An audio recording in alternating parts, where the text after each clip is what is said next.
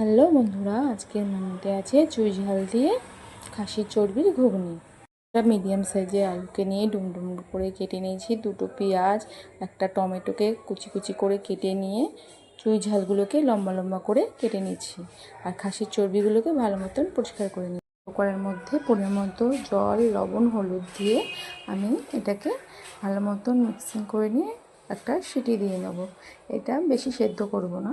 এই যে দেখো কেমন সেদ্ধ হয়ে এসছে। এবার একটা কড়াইতে সর্ষের তেল ফোড়ন দিয়ে, আমি অল্প পরিমাণে সর্ষের তেল দেবো, কারণ খাসির চর্বি দিয়ে করছি তো অনেক তেল বেরাবে এর জন্য। এবার গোটা গরম মশলাগুলোকে আমি এর মধ্যে অ্যাড করে দিয়ে পেঁয়াজ কুচিগুলোকে দিয়ে ভালো মতন করে লাল লাল করে ভেজে নেব। তারপরে চুই ঝাল আর কুচি কুচি করে বা টমেটোগুলোকে আমি অ্যাড করে দিলাম। এটাকে কিছুক্ষণ লাল লাল করে ভেজে নিয়ে আদা, রসুন, পেঁয়াজ, কাঁচা লঙ্কা বাটাটাকে আমি এর মধ্যে অ্যাড করে দেব।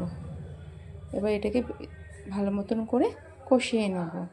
এই চুই ঝালটা দেওয়ার কারণ হলো এই টেস্টটা দ্বিগুণ পরিমাণে বেড়ে যায়, আর এটা মুখে পড়লে খুব দারুণ স্বাদ লাগে, আর এটা স্বাস্থ্যের পক্ষেও ভালো। এর মধ্যে পরিমাণ মতো লবণ, হলুদ, গুঁড়ো লঙ্কা দিয়ে আমি ভালো মতন করে কষিয়ে নেব যতক্ষণ না এর মধ্যে থেকে তেল বেরিয়ে আসে।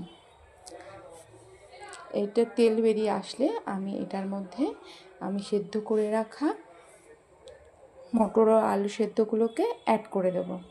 এটা অ্যাড করে দিয়ে কিছুক্ষণ পর আমি এটাকে কষিয়ে নেব। এটাকে কষানোর পর আমি এটার মধ্যে ভাজা মশলা অ্যাড করে দিলাম। এবার আবার এটাকে কিছুক্ষণ কষিয়ে নেব। কষানো হয়ে গেলে আমি এর মধ্যে পরিমাণ মতো যে খাসির চর্বিটা নিয়েছিলাম আমি এর মধ্যে অ্যাড করে দিলাম। মানে খাসির চর্বিটা থেকে দিয়ে ভালো মতন করে কষিয়ে নেব যাতে এটা থেকে সেন্টটা ভালো বেরায়। এর মধ্যে যে সেদ্ধ করা যে জলটা ছিল সেই জলটা অ্যাড করে দিয়ে কিছুক্ষণ নাড়ি চাড়িয়ে নিয়ে আমি এটাকে পরিমাণ মতো জল দিয়ে ফুটতে দিয়ে দিলাম। এটি যখন ফুটে উঠবে আমি এর মধ্যে ভাজা মশলার গুঁড়ো আর গরম মশলার গুঁড়ো দিয়ে